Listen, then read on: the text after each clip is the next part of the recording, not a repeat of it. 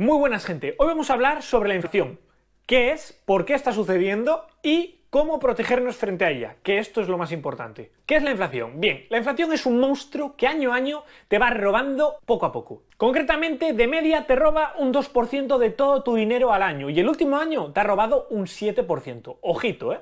¿Pero qué es y por qué se ha producido tanto concretamente el último año? Básicamente la inflación sucede porque cada vez hay más billetes en circulación. Voy a explicártelo. Si nosotros tenemos 100 dólares para 100 personas, toca a dólar por persona. Ok, y luego una botella de agua costará lo que cueste. Si de repente en el mercado se meten otros 100 dólares, cada persona tendría 2 dólares. Tú dirás, entonces esa persona se ha vuelto el doble de rica. No, porque si todo el mundo tiene más dinero en circulación, significa que las cosas van a valer más, porque cuesta al mismo tiempo producirlas.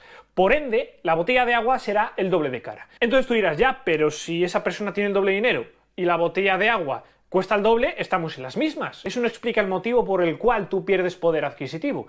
Y yo te digo, ya, pero es que cuando se imprimen billetes, el dinero a que no te lo ingresan en el banco. Amigo, el dinero se esparce por la economía en forma de préstamos y demás. No te lo ingresan en tu cuenta bancaria. Por lo tanto, realmente sí estás perdiendo poder adquisitivo. Y de media, históricamente, has perdido un 2 al año. Que te puede no parecer mucho, pero si aplicamos un interés compuesto a 50 años, mirad la burrada que sale. Y es que en el último año hemos tenido casi un 7% de inflación. ¿Por qué? Por varias causas. Primero de ellas, por la propia pandemia. Lo que sucede es que la economía estaba parada durante el coronavirus y de repente ha habido un boom. Ha habido un aumento de la demanda brutal de cierta cantidad de productos. Todos habéis escuchado la crisis de semiconductores y demás. ¿Y qué es lo que sucede cuando hay escasez de un producto? Que su precio aumenta. Y si aumenta su precio y tú sigues cobrando lo mismo, pierdes poder adquisitivo. Esa es una de las razones que explica la alta inflación, es decir, los problemas con la cadena de suministros, alta demanda, problemas logísticos, etc. Una parte. ¿Y cuál es la segunda parte? Bueno, la segunda parte proviene de los bancos centrales y de los políticos. ¿Por qué?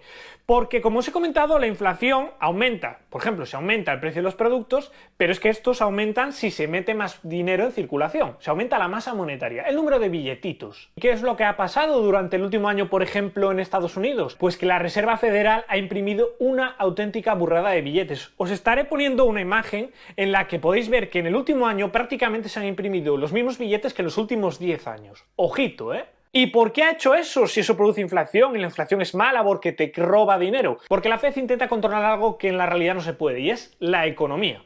Por eso las economías planificadas a largo plazo no funcionan. Pero bueno, ¿qué es lo que pensó la Fed? Oye, nos hemos pegado una hostia brutal con esto del coronavirus, está aumentando el paro, bla bla bla, un montón de problemas. ¿Cómo podemos nosotros ahora potenciar la economía? Muy simple, aumentando la masa monetaria de una forma brutal junto con bajadas de tipos de interés, para con esto intentar reactivar la economía. ¿Y qué es lo que ha sucedido? Que sí, que la economía se ha reactivado, el nivel de paro en Estados Unidos está ya casi a niveles prepandémicos, pero claro, has causado una inflación que se ha juntado con los problemas logísticos del copón. Hasta aquí es lo que ha sucedido y por eso ahora mismo la Fed ha dicho que ya va a quitar toda esta serie de medidas, que incluso va a empezar a subir los tipos de interés otra vez y demás. Si no sabes lo que son los tipos de interés y cómo afectan a la bolsa y al mundo en general, tranquilo, que estoy preparando también una serie de vídeos explicándote todo esto, cómo invertir, etc. Pero ahora nos centramos en la inflación.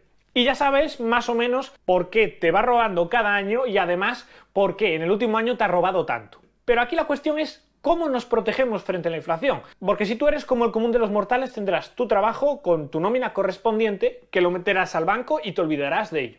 Pues te quiero decir una cosa, la mejor forma para protegerte de la inflación es invirtiendo tu dinero. Y sí, sé que esto no te va a gustar porque como la mayoría de los mortales, tú cuando escuchas inversión de dinero estás pensando en casino, estás pensando en apuestas y puede ser incluso ahora en criptomonedas, que hay mucha gente que gana dinero, pero hay gente que se ha arruinado, bla bla bla. Quiero explicarte un poco esto. Cuando hablamos de inversión hablamos de cosas que permiten aumentar tu capital. No tiene ni siquiera por qué ser bolsa, ni criptomonedas, ni nada. Puede ser, por ejemplo, comprar una vivienda y revenderla en un futuro por un precio más alto. Con eso ya te puedes ir protegiendo de la inflación. Y de hecho la vivienda es una muy buena forma de protegerte frente a la inflación. Más si cabe si tienes una hipoteca fija, como por ejemplo es mi caso. Primero porque estás financiándote a unos intereses bajísimos gracias a la situación actual. Y segundo porque tu deuda permanece constante, sin embargo, como la inflación sube, el precio de la vivienda dentro de 10-20 años va a ser mayor. Y también el precio del alquiler. Por lo tanto, Deuda constante, rendimientos al alza. Ese es un primer punto mediante el cual te puedes proteger de la inflación. Pero además, uno de ellos sería los planes de pensiones, ¿verdad? Pues no. Siento decirte que los planes de pensiones no son un buen instrumento para luchar contra la inflación. De hecho, en el año pasado, menos de un tercio de todos los planes de pensiones de España logró batir a la inflación. Por lo tanto, no es un buen instrumento para hacerlo. Las cuentas de ahorro, ni muchísimo menos. Las mejores cuentas de ahorro no te llegan a dar un 1% de interés. Y estamos hablando que la inflación históricamente está alrededor del 2% y que el año pasado un 7%, hubiera seguido perdiendo dinero. Por lo tanto, tampoco, caca. ¿Qué es lo que nos queda?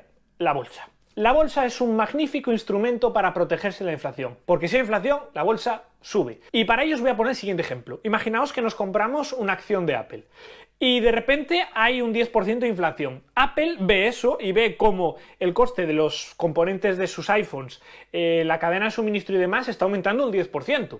Apple no es tonta, entonces ¿qué es lo que hace? Estoy viendo este aumento de precios por parte de mis proveedores, voy a repercutir yo ese aumento de precios a los clientes. Por lo tanto, Apple realmente no pierde dinero. El que pierde dinero eres tú al comprar el iPhone en cuestión porque será más caro. O te habrán reducido componentes por otro lado. Pero a lo que te voy es que, por norma general, el mundo empresarial se protege bien de la inflación. Aunque sí que es cierto que depende de qué sector estés metido, puede ser que al principio sufra más porque tarde más en reaccionar frente a esos cambios inflacionarios. Pero en principio, la bolsa es un buen instrumento para protegerte de la inflación. Y no solo eso, ya no es que sea un buen instrumento, sino que es un instrumento que, meramente indexándote al Standard & Poor's 500, consigues un 7% de rentabilidad histórica. Que yo sé que tú no eres mucho en matemáticas, así que déjame mostrártelo con un ejemplo. Si tú metes 10.000 euros hoy a través de, por ejemplo, fondos indexados, que es la forma más fácil de invertir en bolsa, que en futuros vídeos os hablaré sobre esto, cada año le metes 6.000 euros y lo dejas ahí durante 20 años sin tocarlo, probablemente acabes teniendo más de 300.000. Y teniendo en cuenta que le estás generando un 7% anual a esos 300.000, en ese momento estarías generando unos 21.000 euros al año, o lo que es lo mismo que unos 1.500 euros al mes. Ya tenemos una buena pensión, ¿no? Mucho mejor que la que te va a pagar el Estado dentro de 20 años, que va a ser cero. Así que invirtiendo en bolsa no solo estamos ganando la inflación, por norma general, sino que encima estamos obteniendo un rendimiento mucho mayor. Nos permite ganar pasta, que es lo importante, no solo protegernos. Y como os he comentado, para invertir en bolsa tenemos varias opciones. Una es ir a comprar una acción concreta, Apple, Facebook, Amazon, a través de un broker, el que sea, u otra que es la de comprar fondos indexados, que si no tienes ni puta idea, esta es la que tienes que usar. Y tranquilo, porque como te he dicho, en un vídeo que subiré próximamente te explicaré cómo comprarla, desde qué banco, qué beneficios tiene, a qué te expones y qué riesgos. Todo sobre los fondos indexados. ¿Y cuál es el último reducto que nos queda? Las criptomonedas. ¿Te aconsejo meterte aquí? Sinceramente, si no tienes ni puta idea de inversiones, no. No, porque no vas a saber lo que son las criptomonedas, lo que implican, y para que lo sepas, las criptomonedas no se le puede calcular un valor intrínseco detrás. Es decir, yo sé que cuando compro una acción, por ejemplo la acción de Apple, sé si esa acción en ese momento está cara o está barata. Realmente no sé lo que vale detrás, pero sí que puedo llegar a saber, según la media histórica, si está cara o barata, y eso es muy importante. ¿Con las criptomonedas se puede saber? No, no se puede saber. No hay ese tipo de métricas. Por lo tanto, tiene muchísimo más riesgo. Así que si estás empezando, no te recomiendo que empieces por las criptomonedas ni de coña.